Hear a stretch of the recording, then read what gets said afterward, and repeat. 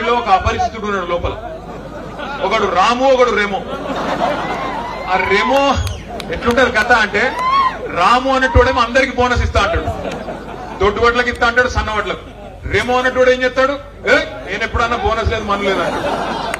రాము అనేటోడేమో మరి బయటకు వచ్చేమో ఈ ఆంధ్ర కాంట్రాక్టర్లకు, ఈ ఈస్ట్ ఇండియా కంపెనీలకు కాంట్రాక్ట్లు పోతున్నాయి, కేసీఆర్ ఉండగా నేను వచ్చినాక మొత్తం మార్చేస్తా అంటాడు. ఇప్పుడు రెమో అన్నట్టు ఏం చెప్తాడు, మళ్ళా ఆంధ్రోళను పిలిచి వాళ్ళకి పెద్దపీట వేసి మళ్ళా కాంట్రాక్ట్లు వాళ్ళ చేతుల్లోనే పెడతాడు. ఇట్లా చెప్పుకుంటా పోతే ఒకటి రెండు కావు, రేవంత్ రెడ్డి కథలు 100 ఉన్నాయి.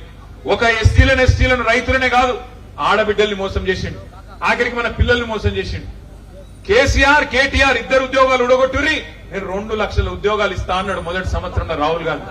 వచ్చినాయి ఎల్లారెడ్డిలో ఉద్యోగాలు బాగా బరాబర్ వచ్చినాయి, మీరు అవద్దని చెప్తున్నారు. రేవంత్ రెడ్డి చెప్తుండు సంవత్సరానికి 60,000 ఉద్యోగాలు ఇచ్చేసిండట, మిగతా ఇస్తాడట. ఎవరికైనా సిగ్గని ఉండాలి, మంది కుట్టిన పిల్లలు మా పిల్లలు అని చెప్పుకుంటారు ఎవడన్నా.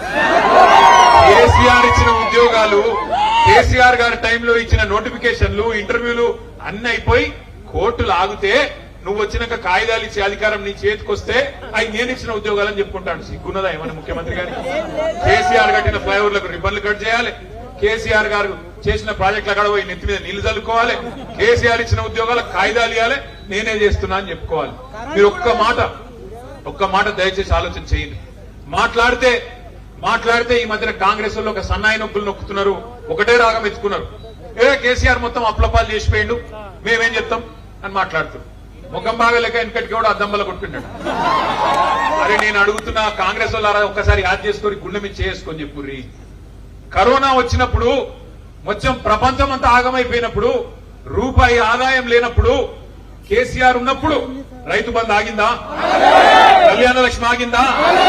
కేసీఆర్ కిట్ ఆగిందా? ముసలోళ్ళ పెన్షన్లు ఆగినాయా?